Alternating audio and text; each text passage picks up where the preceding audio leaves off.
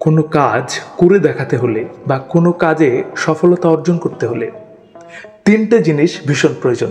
Number 1 একাগ্রতা, number 2 পূর্ব অভিজ্ঞতাকে কাজে লাগানো এবং নাম্বার 3 জেদ বা মনোবল। দেখুন, আপনার যদি একাগ্রতা থাকে তাহলে আপনাকে কেউ আটকাতে পারবে না। আপনি 100% সফলতা অর্জন করবেন। আপনার মধ্যে তখন এই ইচ্ছে চলে আসবে যে না, আমি এই কাজটা করবই করব। যত বাধা আসুক, যত বিপত্তি আসুক, ঝড় ঝঞ্ঝা তুফান যাই আসুক না কেন, আমাকে এই কাজে সফলতা অর্জন করতে হবে। আমি এই কাজটা করে দেখাবো ভাই। এই একাগ্রতাটা আপনার মধ্যে চলে আসবে। আপনার মনে প্রাণে সবসময় সেই একটাই চিন্তা থাকবে যে ওই কাজে আমি কখন সফলতা অর্জন করতে পারবো, ওই কাজটা আমি কখন করে দেখাতে পারছি। এটাই হচ্ছে একাগ্রতা। নাম্বার 2 যেটা হচ্ছে পূর্ব অভিজ্ঞতাকে কাজে লাগাতে হবে। দেখুন, আজ পর্যন্ত আপনি অনেক কাজ করেছেন, হয়তো বারবার ঠকেছেন, বারবার ব্যর্থ হয়েছেন, তাই না?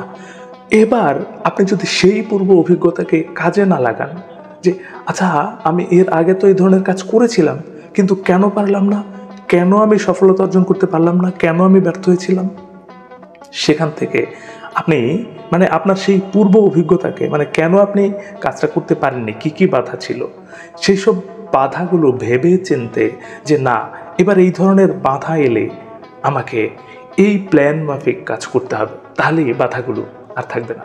বা আমার এই কাজের মধ্যে কি কি ভুল ছিল, সেই ভুলগুলো যেন এই কাজের মধ্যে নতুন যে কাজটা আপনি শুরু করছেন এর মধ্যে যেন না থাকে। এইভাবে আপনাকে এগিয়ে যেতে হবে।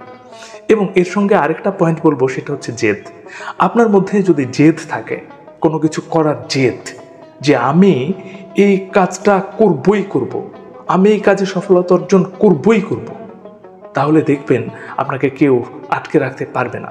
হাজার শত্রু এলেও আপনাকে আটকে রাখতে পারবেন না। আপনি অবশ্যই জিতবেন, আপনি অবশ্যই সফলতা অর্জন করতে পারবেন, 100% সফলতা অর্জন করতে পারবেন। আসলে আমরা সফলতা অর্জন করতে পারি না, তার কিছু কিছু কারণ রয়েছে। যেমন আমাদের একাগ্রতা থাকে না, আমাদের মধ্যে সেই মনোবল থাকে না, আমাদের মধ্যে সেই জেদ থাকে না। আমরা অনেক ক্ষেত্রে ভয় পাই, লোকে কি বলবে, অনেক সমালোচনা থাকে, অনেক শত্রু থাকে, তাদেরকে আমরা ভয় পাই না। ভয় পেলে চলবে না, মনের মধ্যে সাহস অর্জন করতে হবে এবং এগিয়ে যেতে হবে। দেখবেন একদিন না একদিন আপনি ঠিক সফলতা অর্জন করতে পারবেন।